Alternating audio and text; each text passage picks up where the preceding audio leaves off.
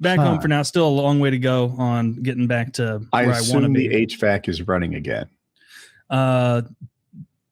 Not gonna say anything on that. I mean, we've got it to. I can say this. Yeah, we've borrowed a couple of those like portable ones and set those up in the kind that sit on the floor or in the window. The kind that like they have like rollers and they're kind of big and heavy, and you just plug it into the window and then it sucks air out and conditions it. And they're stronger than I thought they would be, but they're also kind of louder than regular AC, which is irritating. So I've got 2 of those set up in such a way to like make at least our sleeping and hanging out quarters suitable.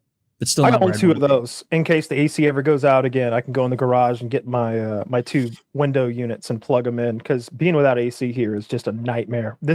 I know that they've had that heat wave in Europe and everybody's complaining, and that's in conjunction with the World Cups, with so many Europeans coming over and experiencing just AC everywhere in every store and restaurant and building.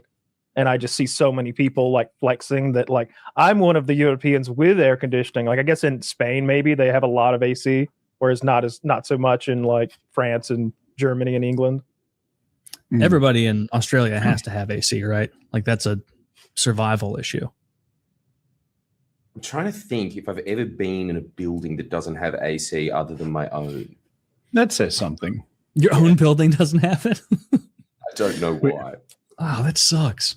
I know it sucks, but you get all the Dyson little plugins and whatever, and it's just like being in Summerfield. A Dyson plug-in? Are you talking about a fan? A window? I don't know what they are. Do they count as fans? They're almost like one of those things that you clean your hands with in the bathroom, but fan version. This is the oval-shaped fan thing, right?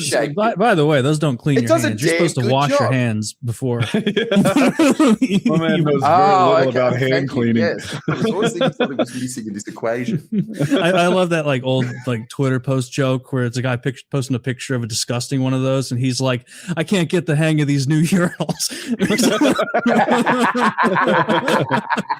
It keeps blowing that feedback. It goes into a vortex. Flying back in your face. That's what you have? That's it. That doesn't blow cold air. That doesn't cool air. That just blows air. It's blue. It just blows air. That's just an expensive fan.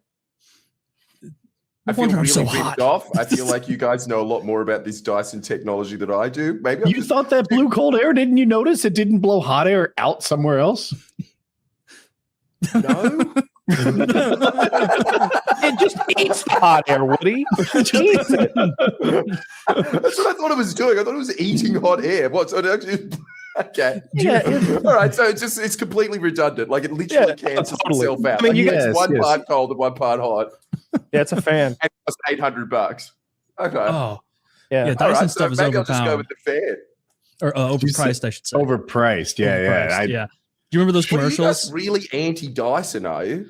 Do you remember the commercials of that guy? Was pro-Dyson. He thought he was fucking. He thought he was fucking Tesla in those commercials, being like, "We've revolutionized vacuuming. We put a ball on it." Like, and it's like it was just a ball in a vacuum, and he was bragging about like turn radius. It's like that doesn't seem that essential. And he would like talk about his bladeless fans, and it's like I've never heard anyone complain about it if it weren't for these damnable blades. There's just a propeller somewhere else.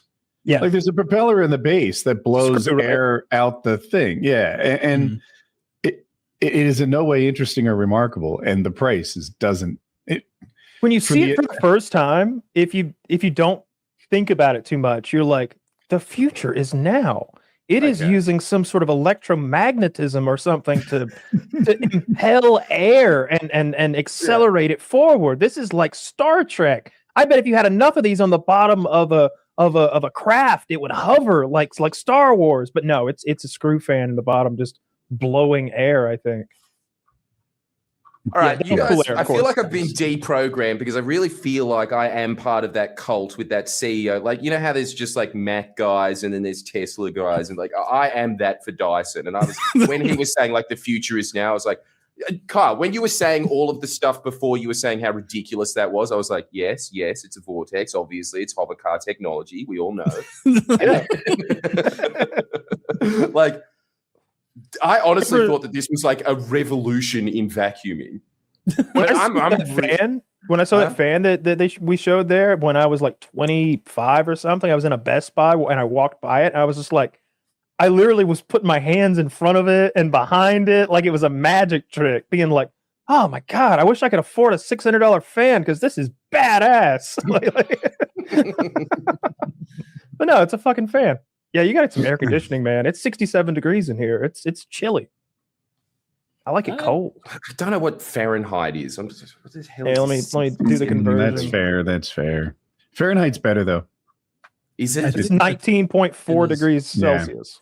Fahrenheit's clearly better. And by the way, like, look, when it comes to distance, metric is better. I get it. I understand the whole like millimeters, centimeters, meters to kilometers and how they fit together, and it's genius.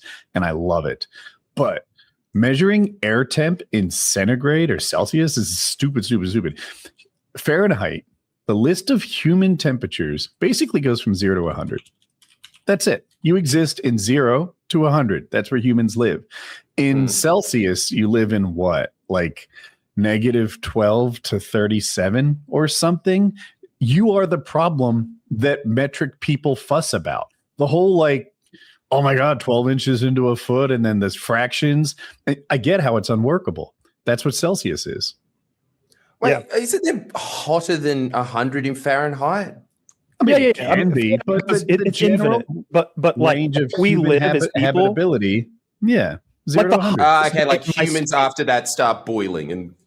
Well, 212 degrees is boiling, but like as far as like weather and like human temperature, the outside is never going to be hotter than 105 or 110 degrees ever. Those are like all-time records here. Okay. And it's and you know, if it's 0 is very cold, 32 is freezing, so like 0 is very cold. 0, you could die in 0. You know, if you're out there too long. It's probably about -15 in Celsius. So if you think of Celsius, is there anything else in the imperial system that you're like a huge advocate of, or is it just temperature? It might just be temperature. Miles per hour. Some measurement system like a hog's head or something, huh? I think miles per hour is better because it's a smaller number and it just makes like 25. If a car hits you going 20, you're probably crippled up a little bit. But you'll live. But if a car hits you at 100, you explode. Like it's pretty. I think the metric guys got it there. I think KPH. Yeah. I mean, so I'm a little less familiar with kilometers, and the truth is, internally, I convert it because I've just been around miles for too long. But had I started with kilometers per hour, I bet I'd find it to be the better one. Whenever I watch those videos of someone, going 215 kilometers per hour on their motorcycle, I'm like, I don't know if that's insanity or just crazy. I got to look this up. Like, how fast is that? I have no idea. How come you guys are so good at converting all of this? Like, I don't know anything about the imperial system at all, huh? Well, because we do it here, and everybody else in the world does the other one, so we have to know both. Yeah, exactly. In the same way that other people so you're speak like English. French Canadians or something, are you? Like cans of soda are 12 ounces or 350 milliliters. So like after a while, and then if you smoke weed, then you really learn your grams. And right away, so that's interesting because if you're a weed smoker here, that's probably the only time that you'd ever use the imperial system. Like that's the only time I've ever heard someone use the word ounce ever. Oh, okay. It's not a thing other than weed. What the hell? Why is that 28 grams universal language? Okay, so you use grams? Well, no, I just know how many grams are in an ounce, so that like you don't get ripped off when you're buying weed. I'd bring a scale with me when I would buy weed, make sure they weren't fucking me over. Bring your own scale? Yeah, bring my own scale. Usually when I was going to a drug dealer, and if it was one that I liked and was visiting, they would like put the bag on their scale and then zero it out and then add it with like you able to see the number. And then usually they're like, oh, and an extra half nug for you. And I'm like, oh, my stars and garters. I can't believe it. Yes. Like, thank you so much.